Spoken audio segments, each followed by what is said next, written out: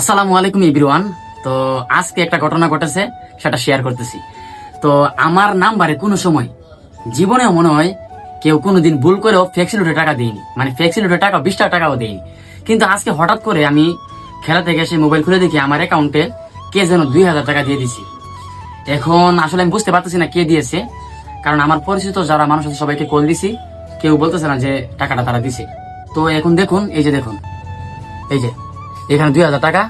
এখন আমি এই নাম্বারে কল দিব, কল দিয়ে দেখবো যে আসলে এই টাকাটা কে দিছে। রাখেন, এখন আমি নাম্বার এখানে তোলা আছে, আমি কল দিতেছি। এখন গাইস আমি উনার নাম্বারে কল দিব এবং জিজ্ঞাসা করব যে উনার বাড়ি কোথায় এবং কিভাবে আমার নাম্বারে উনারা টাকাটা পাঠিয়েছে। তো গাইস আমি এখন কল দিব আপনাদের সামনে, দেখি আসলে কে কল দিছে বা কোন জায়গা থেকে আমার কাছে টাকাটা আসছে। কাছে কাছে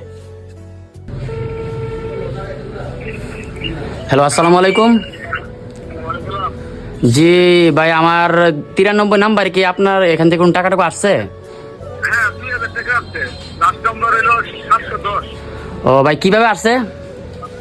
ঠিক আছে, ঠিক আছে। মানে এটা কি ভুল করে আসছে নাকি আপনার নিজের ইচ্ছে দিচ্ছেন?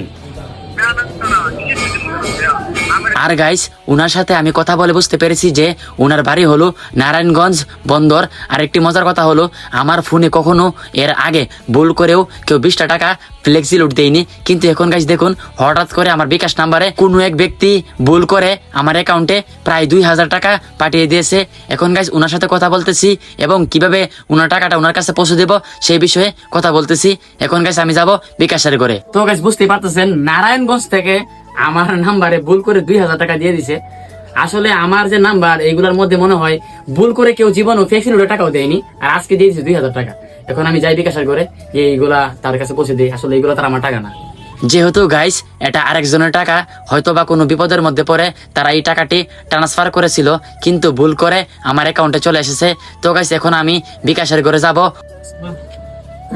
লাগিয়ে গেছে হঠাৎ করে আমার মোবাইলও একজন ব্যক্তি 2000 টাকা দিয়ে দিছে। এখন তার নাম্বার এই টাকাটা আবার ফেরত দিতে হবে। এই যে তার নাম্বার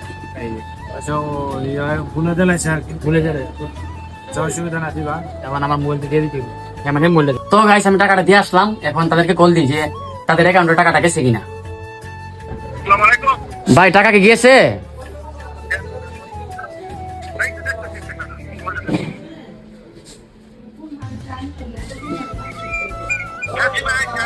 জি ভাই, দিছি ভাই, জি দিছি ভাই।